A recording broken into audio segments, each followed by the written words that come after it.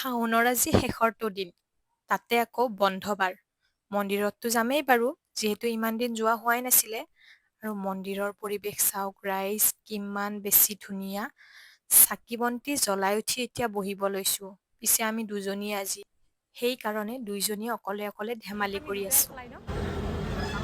দিয়া আমি বেলেগৰ কথা আলোচনা কৰোঁ। টাইমটো গুচি যাব, সেনেকুৱা এটা টাইমটো গুচি যায়।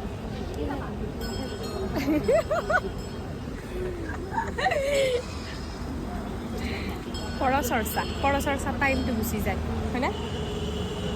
ধেমালি কৰি থাকোতে পিছে অঘটন এটা ঘটিল নহয়। দুইজনীৰে গাত বিচা এটা পৰিল আৰু পৰি আমাৰ অৱস্থা নাই। সেইকাৰণে ঘৰত গুচি আহিলো আৰু আহি এতিয়া গা পা ধুই কাপোৰ কানি সলাই আহি দেখিছো মানুহ ভৰ্তি একদম মন্দিৰত। এতিয়া পিছে ভোক খোৱা ঠাইৰে অভাৱ। ভাবিলো বাহিৰত হলেও কিবাকৈ জাগা অলপ যোগাৰ কৰিব লাগিব। সেইকাৰণে দৌৰা দৌৰিকৈ জাগা এটা বিচাৰি ললো। মন্দিৰৰ বাহিৰতে ভাইটিয়ে কবাৰ পৰা আনিলে এখন বস্তা কাটি কুটি আৰু ইয়াতে বহিছো। আচলতে বাকী কেইদিনত ভিতৰতে দিয়ে ভাত। কিন্তু আজি যিহেতু শাওনৰ শেষৰটো বাৰ, সেই উপলক্ষে কিজানি আজি মানুহ বহুত বেছি হৈছে। ইয়াতে বাহিৰতে বহিছো, পিছে আমাৰ অৱস্থা নাই, ৰ'দো পৰিছে।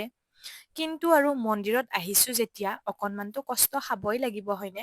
সেইখিনি একো মানে বেয়া নালাগে। অৱশেষত 2 ঘণ্টাৰ মূৰত আহি পালে ভাত। কিমান বেছি যে ভাল লাগিছে কব নোৱাৰিম আৰু।